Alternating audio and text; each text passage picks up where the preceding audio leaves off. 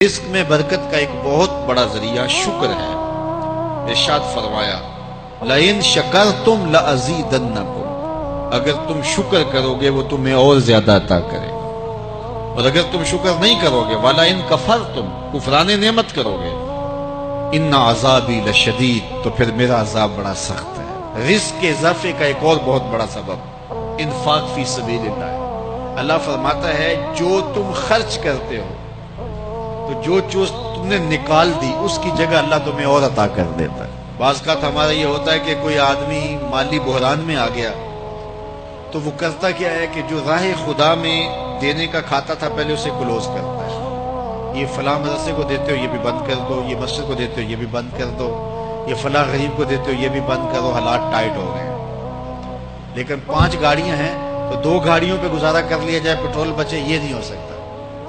گھر کے لچھن وہی ہیں لیکن بند کہاں سے کیا؟ جہاں سے رزق آنا تھا۔ ہمیں تو یہ حکم دیا ہے جب رزق تنگ ہونے لگے صدقہ دے کے رب سے کاروبار کر لو، صدقے سے تمہارے رزق میں اضافہ ہوگا۔ یہ رب کا وعدہ ہے اور اللہ کے وعدے جھوٹے نہیں ہو سکتے۔ رزق کی برکت کا ایک اور بہت بڑا ذریعہ النکاح ہے۔ فرمایا اگر تم نکاح کرو گے تم فقیر ہو وہ تمہیں غنی کر دے گا۔ لوگ کہتے ہیں بچہ پیروں پہ کھڑا ہو لے تو پھر نکاح کریں گے۔ اللہ کہتا ہے تم نکاح کرو ہم پیروں پہ کھڑا کر دیں گے۔ ہمارا فلسفہ اپنا ہے، اس کا حکم اپنا ہے۔ وہ کہتا ہے ابھی تو یہ اپنے لیے نہیں کماتا تو جو آئے گی اس کو کہاں سے کھلائے گا؟ میاں جس نے آنا ہے اس نے اپنا رزق لے کے آنا ہے۔ تو بچوں کی شادیاں کرو اگر وہ جوان ہو گئے، رزق نصیب ہو۔ اپنے اہل خانہ کو نماز کے حکم دینے سے رزق بڑھتا ہے، کیونکہ جو صبح کا وقت ہوتا ہے یہ رزق کے بٹنے کا وقت ہوتا ہے، اور جس گھر میں صبح کے وقت لوگ سوئے ہوئے ہوتے ہیں وہاں بے برکتیاں ہوتی ہیں۔ تو طلوع فجر سے لے کر کے طلوع آفتاب تک اپنی اولاد کو، بیوی کو، بچوں کو نہ سونے دیں۔ اس وقت رزق بٹنے کے لمحے ہوتے ہیں۔ کثیر دعائیں مانگیں، تلاوت کلام مجید پڑھیں، اور نماز فجر مرد حضرات مسجدوں میں جا کے باجماعت ادا کریں، اور گھروں میں جو ہے وہ بیٹیاں بہنیں مصلے بچھا لیں تو اللہ کی رحمتوں کا نزول ہوگا۔ اب ایک حدیث میں رزق کے اضافے کا ایک اور نسخہ ارشاد کیا گیا۔ میرے حضور نے فرمایا جو شخص یہ چاہتا ہے کہ اس کے رزق میں برکتیں ہوں اور اس کی عمر میں اضافہ ہو تو وہ اپنے رشتہ داروں کے ساتھ سلوک اچھا کرے۔ رشتہ داروں کے ساتھ اگر اچھا سلوک کرو گے تو پھر تمہارے رزق میں برکت ہو۔ غریب ہیں تو ان کی مدد کرو، ان کی بیٹیوں کی شادیاں اپنے ذمے لے لو اگر اللہ نے آپ کو وسعت دی ہے، ان کی پریشانیاں بانٹ لو، ان کا قرضہ ہے تو اتارنے کی کوشش کرو، ان کو مشکلات سے نکالنے کی کوشش کرو۔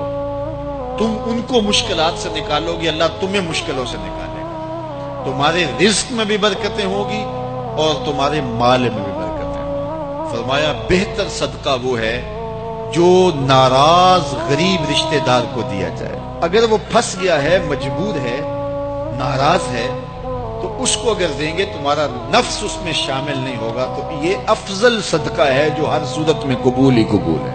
رزق کے اضافے کا ایک اور سبب الاحسان الی الضعفاء، جو کمزور لوگ ہیں ان کے ساتھ اس نے سلوک کرنا۔ الانفاق علی طلبۃ العلم، طالب علموں پہ خرچ کرنا، یہ بھی رزق میں اضافے کا سبب اور ذریعہ ہے۔ وہ حضرت بابا فرید نے کہا نا چھٹا رکن دین کا روٹی ہے۔ گھر میں کچھ نہ ہو تو پھر نہ نماز اور نہ ہی دیگر امور کی لذت آتی ہے، تو یہ رزق فراواں اور وسیع اور مبارک نصیب کر دے اللہ۔ تو اس کے لیے ایک اور وظیفہ میں دیتا ہوں، اور وہ یہ کہ مغرب کے بعد 21 مرتبہ سورۃ الکوثر پڑھ لیں، کثرت ہو جائے گی انشاءاللہ۔ اول خدوشی پڑھ لیں، 5-7 منٹ لگتے ہوں گے، تو سورہ کوثر 21 مرتبہ روزانہ مغرب کی نماز کے بعد پڑھیں۔ اور اگر بہت زیادہ مسائل ہیں تو ہر نماز کے بعد پڑھ لیں، تو انشاءاللہ آپ دیکھیں گے کہ گھر میں برکتیں اترتی محسوس ہوں گی، انوار کا نزول ہوتے محسوس کریں گے۔ تو یہ وہ رزق کے اسباب ہیں، اگر ہم اختیار کر لیں تو ہم اللہ کی خاص رحمتوں کے حقدار ہوں گے۔